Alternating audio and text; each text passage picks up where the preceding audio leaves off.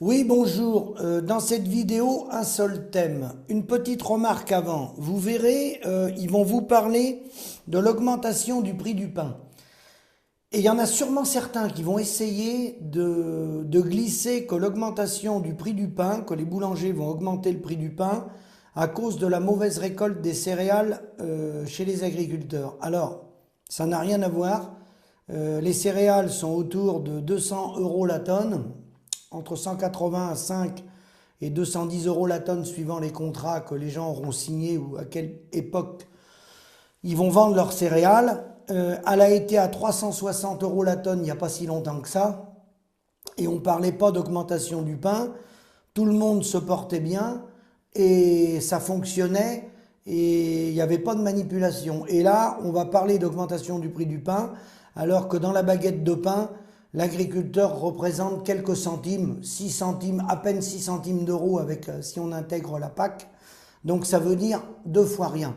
La vérité, c'est que l'industrie agroalimentaire continue de se gaver sur le dos des paysans puisqu'ils revendent la farine au moins à 1000 euros la tonne aux boulangers. Et les boulangers sont pris en sandwich, c'est le cas de le dire, avec les mauvaises décisions gouvernementales, notamment Bruno Le Maire, sur la gestion de l'énergie en France et en Europe. Donc il y a eu une explosion des tarifs de l'électricité pour les boulangers, et les boulangers, les augmentations, elles seront justifiées pour eux, mais ça n'a rien à voir avec la mauvaise récolte de blé des agriculteurs. Je tenais à vous mettre en garde tout de suite.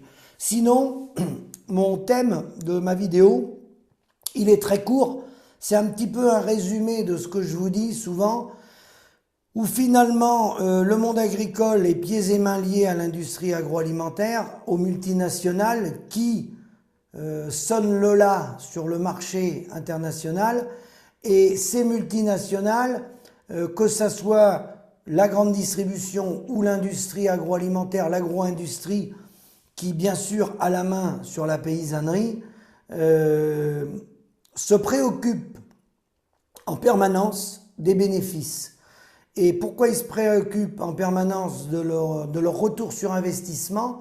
C'est que sur du moyen long terme, dans le modèle capitaliste tel qu'il fonctionne, avec la spéculation, avec la mise en compétition à travers les continents, avec plusieurs armes de guerre qu'est la monnaie, mais aussi la fiscalité suivant les continents, il y a malgré tout, malgré toutes leurs manœuvres et tous leurs efforts permanent pour gagner toujours plus, il y a dans le modèle capitaliste mondialisé une baisse tendancielle du taux de profit.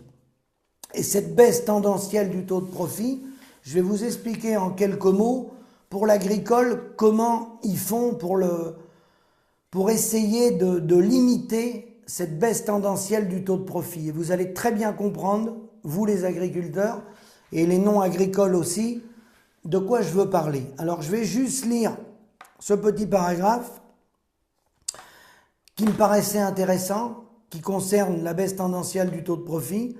Alors que l'eau devient une marchandise comme une autre au Chili, les employeurs européens ne fournissent plus de vélos aux livreurs des plateformes, tandis que Jeff Bezos s'envole dans l'espace.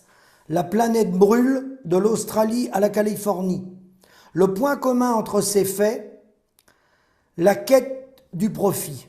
Cette obsession de l'appât du gain est critiquée par ses abus. Beaucoup n'y croient que la marque d'une cupidité excessive de certains entrepreneurs. Or, cette quête du profit maximum est intrinsèque au mode de production capitaliste.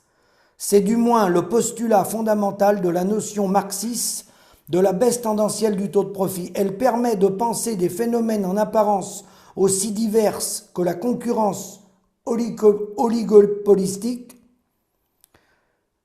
la plateformisation de l'économie, la financiarisation ou encore la prédation exercée sur l'environnement comme l'émanation d'un même mécanisme fondamental. Ça résume, c'est un paragraphe que j'ai bien aimé parce qu'il résume un peu dans le monde fou dans lequel on vit, Et les multinationales, les capitalistes luttent en permanence pour avoir un retour sur investissement à 2 chiffres et lutter contre cette fameuse baisse tendancielle du taux de profit. Alors c'est quoi ramener à l'échelon agricole la baisse tendancielle du taux de profit? Ben vous avez par exemple dans les GMS, qu'on appelle les grandes et moyennes surfaces, les Super U, les Leclerc, les Intermarchés, vous avez par exemple des réflexes de ces gens-là qui mènent la danse, qui ont la main sur la finance. Ça consiste à automatiser les caisses, par exemple, pour supprimer les caissières. Ça consiste à automatiser des surfaces gigantesques de magasins. C'est l'exemple d'Amazon.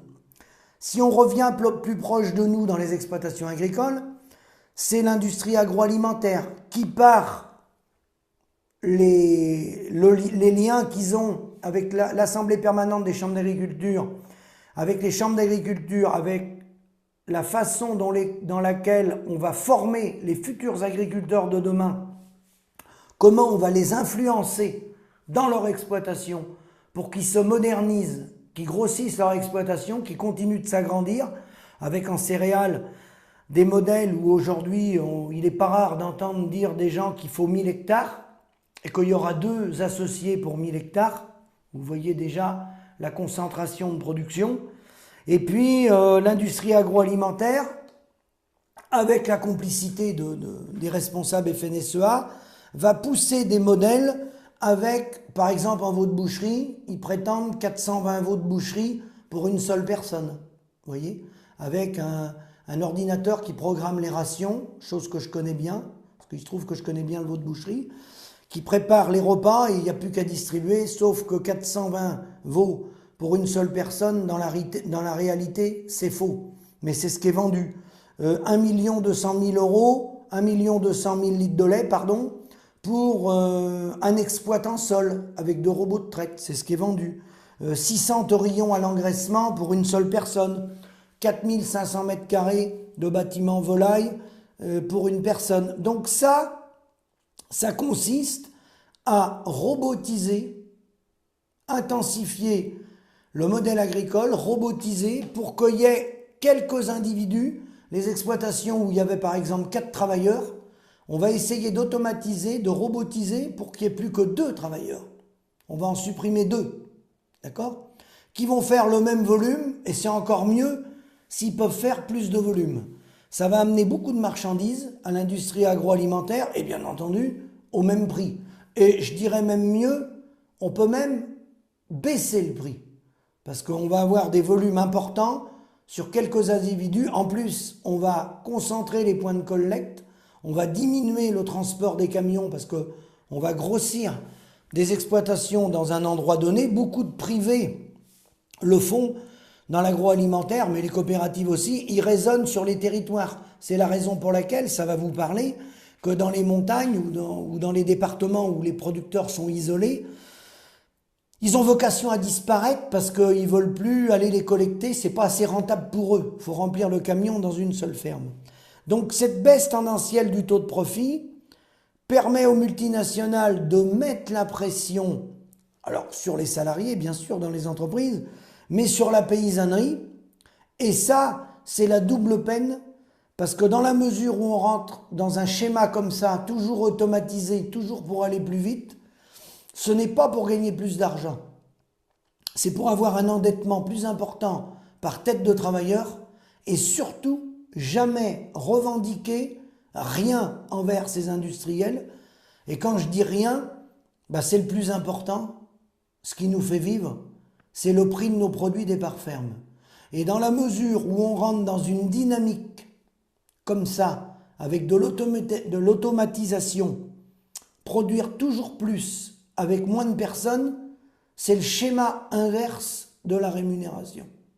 C'est s'attacher à l'industrie agroalimentaire, c'est être pieds et mains liés avec des multinationales, puisqu'avec des volumes aussi importants de production, il est bien évident que vous ne pouvez plus aller vendre vos produits au détail, vous allez vous attacher financièrement à cette coopérative ou à ce privé en lien avec le réseau bancaire. Et tout ça rattaché dans les holdings à KKR, Kronberg, Kravitz, Robert, les barbares de Wall Street, qui sont rentrés dans les plateformes financières avec les réseaux bancaires, avec la coopération agricole, avec bien sûr Arnaud Rousseau et toute l'équipe du groupe Avril et d'Invivo. Donc ce schéma-là a un seul but, faire pression sur le prix des produits, des denrées agricoles pour, non pas pour rien faire, pour conserver les profits des multinationales, mais pour un autre but majeur, qui est un but qui nous détruit, il faut bien le reconnaître, c'est aller chercher toujours des nouveaux marchés à l'exportation. Donc pour aller chercher des nouveaux marchés à l'exportation, pour concurrencer un Chinois, un Japonais, un Indien ou un Brésilien, il faut robotiser. Parce qu'au prix qu'est la main-d'œuvre, chez nous, comparé à ces pays-là, il faut être dans l'innovation. Donc l'innovation, c'est la robotique. C'est supprimer du salaire, c'est-à-dire supprimer du salaire, payer les salariés le moins cher possible. S'ils pouvaient faire sauter le SMIC, ils le feraient. D'où l'exportation du chômage, hein. Les travailleurs immigrés, bulgares, tout ça. Ça n'a qu'un seul but, c'est de laisser le SMIC le plus bas possible en France. L'idéal, même pour ces multinationales, ça serait de faire sauter le SMIC en France pour faire plus de profit. Et puis pour les paysans, eux, qui sont des non-salariés agricoles, qui n'ont pas la notion du SMIC, eh ben, c'est de les mettre sous pression avec des volumes de production très importants, innover en permanence pour trouver des solutions pour optimiser l'outil de production et diminuer le nombre de travailleurs sur les sites. En langage clair, faire un chiffre d'affaires toujours plus important avec moins de travailleurs. Voilà un des leviers des multinationales pour baisser, pour essayer d'atténuer la baisse tendancielle du taux de profit. Je vous remercie, à bientôt.